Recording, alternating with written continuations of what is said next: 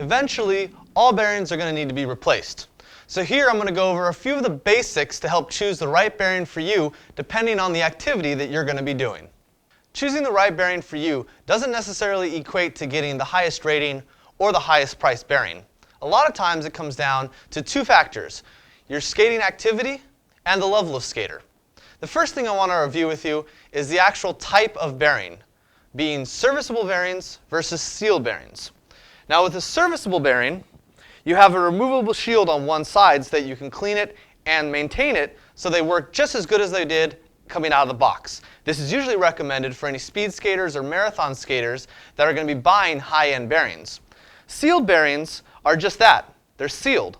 So you actually shouldn't be removing the shield on them, so they maintain the sealed, and they're generally going to be best for any type of trick skating or where you're going to have intense weather conditions, such as it's going to be raining or it's going to be very dusty or very dirty. The other type of thing that I want to go over is actually the type of bearing itself. Inside, the bearings can be made of two main materials now. You either have ceramic bearings or you have steel bearings.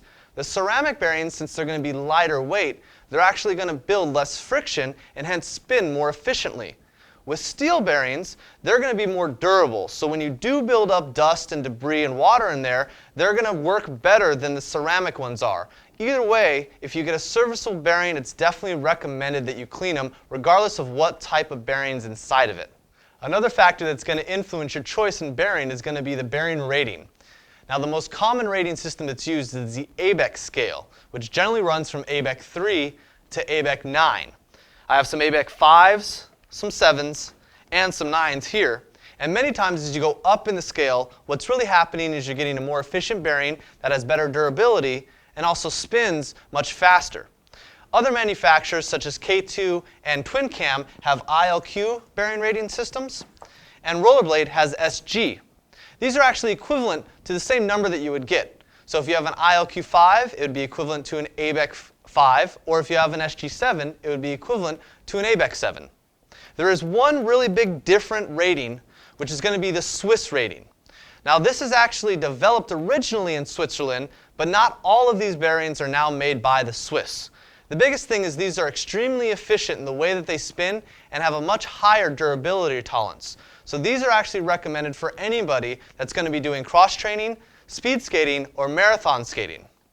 One of the last factors that can play into what bearing you choose is the type of lubricant that comes with it. We have oil-style lubricant and we have a cream-style lubricant.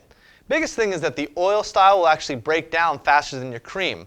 So if you're going to be doing marathon skating, speed skating, or a lot of fitness skating, cream style is generally going to be better for you and better for your bearings. Hopefully this helps you narrow down the choice that you need to make to get the right bearings for you. Be sure to check out the other information that we have on our website and our learning center at inlinewarehouse.com.